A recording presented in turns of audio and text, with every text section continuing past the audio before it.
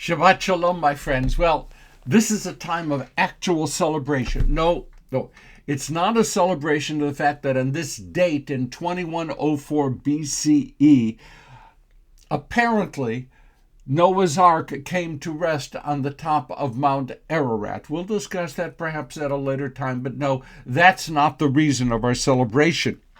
After a hiatus, a break, a pause of 3 weeks, an unprecedented interruption in this more than 5-year-old ongoing conversation with sacred text, the Sedra of our week, we are now resuming our conversations.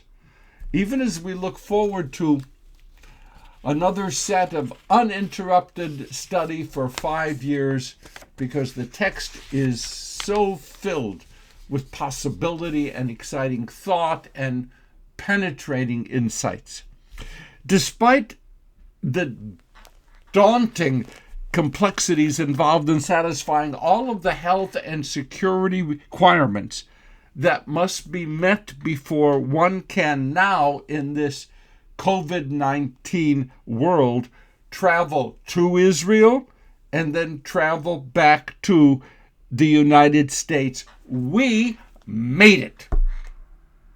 The championship team of Risa Davids and Gary Regev successfully met all challenges with only a few periods of moderately serious anxiety.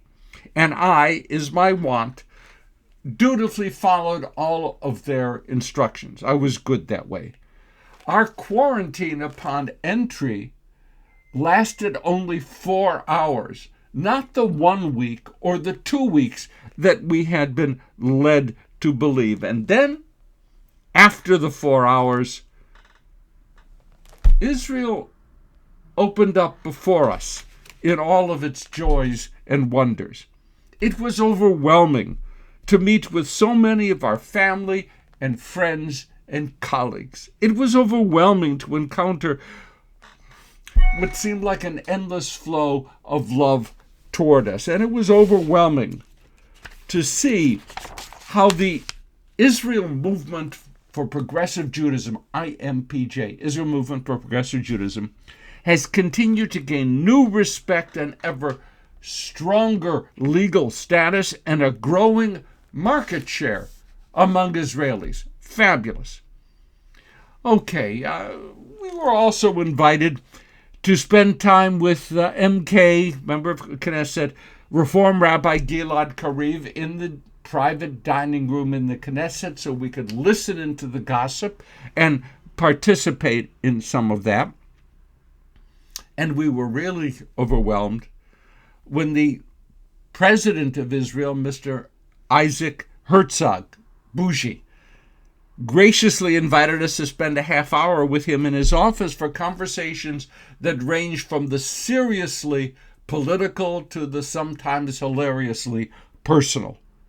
The next day, by the way, President Herzog had a conversation with President Xi of China. And I am certain that one of those conversations or the other was far more substantive than the other one. It was great. On this week, as we prepare both for Thanksgiving and for Hanukkah, we turn to our Sedra, Vayishlach, Genesis 32:4 and following. Words are very important. The right word in the wrong place can destroy a business deal, a family relationship, a diplomatic initiative. Jacob was confronting the long-avoided and dreaded meeting with his brother Esau.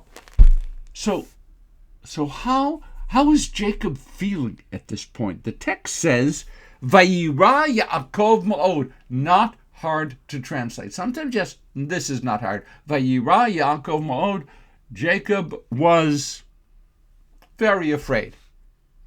Nechama Leibovitz preferred Jacob was greatly afraid. Not a big difference.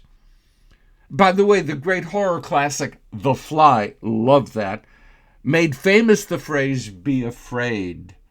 Be very afraid. Fine. But the Plout Torah conversation pushes us to a different level of intensity. Quote, Jacob was terrified. Makes sense, right? Jacob had been running from Esau for most of his life. Esau was the older brother, but Jacob, conspiring with their mother Rebekah, cheated Esau out of his rightful inheritance. As guilt created in Jacob the sense that Esau was lurking around the next corner, ready to take revenge, Jacob fled for his life. And now in a few hours, the two brothers would meet again.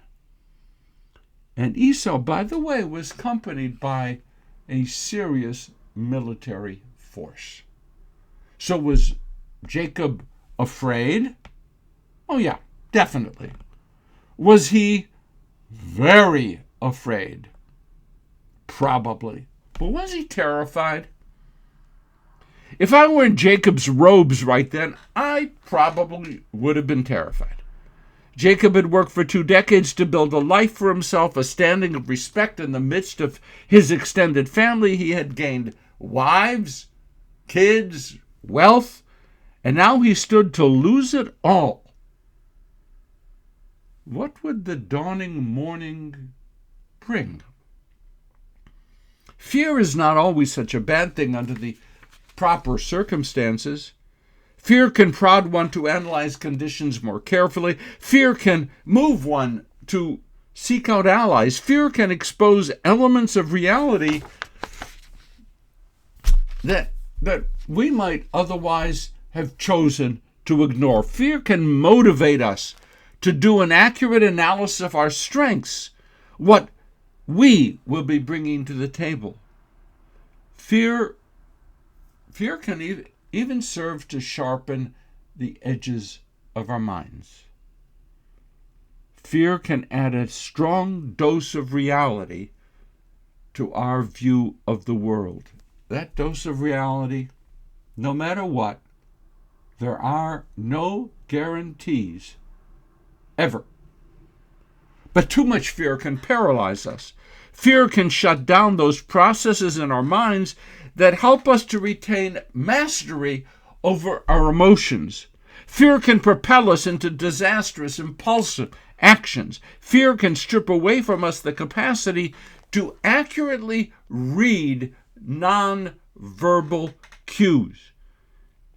And if our adversary grasps the depth of our fear, then we become extremely vulnerable. No, I do not think that Jacob was terrified. Sorry, Plow translator. No, I don't believe that. Sure, he was afraid. Okay, yes, he was very afraid. But his fear did not stop him from making careful preparations for the fraught meeting of the brothers. The rabbis described Jacob's preparations as doron, milchama, tefillah.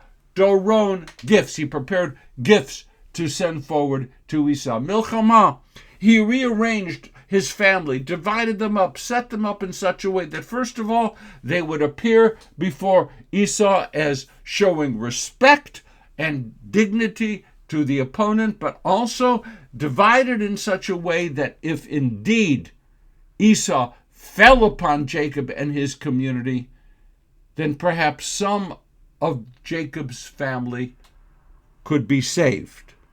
And tefillah, prayer. The commentator Bravanel thought that Jacob's fear was well-founded, because even the bravest of us all are afraid the night before a looming battle where death is a real possibility. But Jacob turned that fear into a rational plan of action. Real heroes know what it's like to face and fear death, but they don't allow their fears to immobilize them. Rather, they channel those fears in such a way as to turn the situation as much as possible to their advantage. And out of Jacob's response to fear came that wonderful story of Jacob wrestling with the figure of the night, reaching deep into his own spiritual and psychological resources. Jacob played out in his sleep what he now believed could be the outcome of his meeting with Esau. Outcome. That dream helped him understand he would not be defeated. He might suffer wounds from this conflict and losses from this conflict, but he has guaranteed to the best of his ability his own future. Jacob's self-realization is embedded in another wonderful phrase, katonti mikol hachasadim. I'm unworthy. I'm unworthy of all the good things that life has brought to me. I am unworthy of all that I have, but I surely intend to make the best of it. And so, our third patriarch, awakened, ready to limp into his future. We live in a dangerous world, and Israel certainly lives in a dangerous neighborhood. But the message of our Sedra is clear. Handle our fears, turn those fears into instruments that can control the course of our history. We may be small. We may be unworthy, but we can still own a part of our future. Happy Thanksgiving, an early Chag Urim Sameach, Happy Chanukah, and the best of all to say at this moment, Shabbat Shalom, and I'll see you next week.